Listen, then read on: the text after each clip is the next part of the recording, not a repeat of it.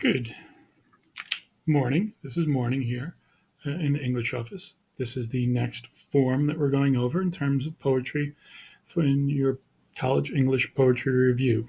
Ignore the date. We're going to be going over sonnets, right?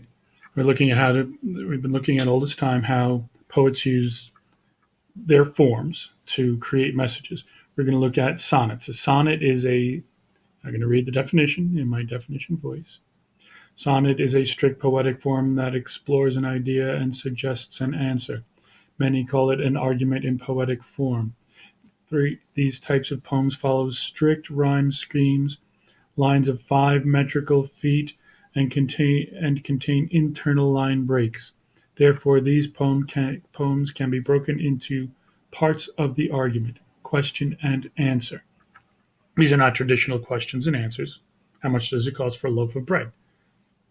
They're more philosophical questions, more, remember, God, love, time. Three things that poets often like to explore. They ask questions about these kind of ideas. There are three types. We're going to look at three types. The first one here is Italian or Petrarchan. These have two sections: an octave, first 8 lines, state the proposition, and a sestet, last 6 lines, applies the proposition or solves the problem. Here's the rhyme scheme: A, B, B, A, A, B, B, A, C, D, E, C, D, E. Now, yes, poets can play with the rhyme schemes and things like that, but poets choose a sonnet for its strictness. They want to, these are poets that want to absolutely control the idea. The second is the one you're probably most familiar with, the English or Shakespearean, right? This is, you can read that. It's broken into 4 parts rather than two, right? Establish the argument, develop the argument, start leading to the end of the argument, the answer in the couplet, right? A, B, A, B, C, D, C, D, E, F, E, F, couplet, G, G. If you're counting these lines, right, it's 14 lines, and you see a couplet at the end, more likely it's an English sonnet. English sonnets are favored by poets that like light-hearted ideas, not really, really serious ideas. The Italian or Petrarchan sonnet is favored there, although that's not always the rule. There's always differences, right? Uh, Breaking it into 4 parts forces the writer to think and write more developmentally than descriptively. The Petrarchan sonnet is more descriptive. This is you're developing the argument in 3 parts, not two. And the last one here is the Spenserian.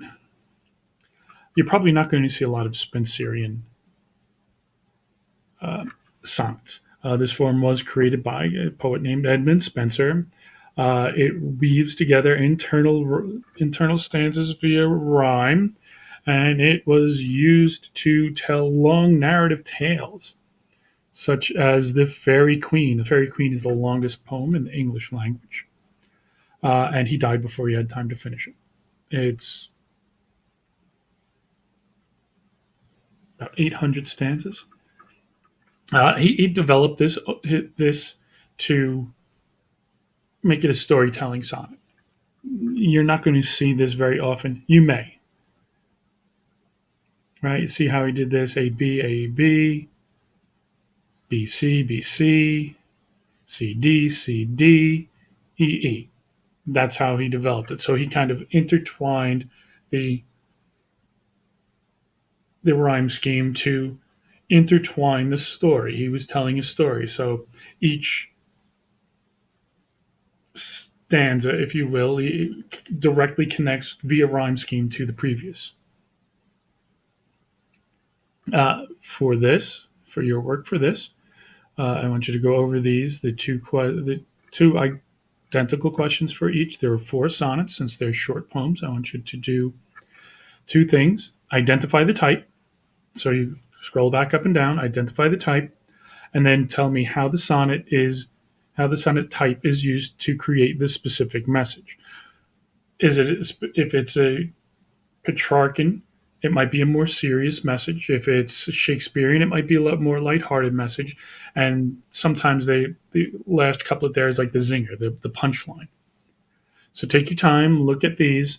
We'll go over these in class.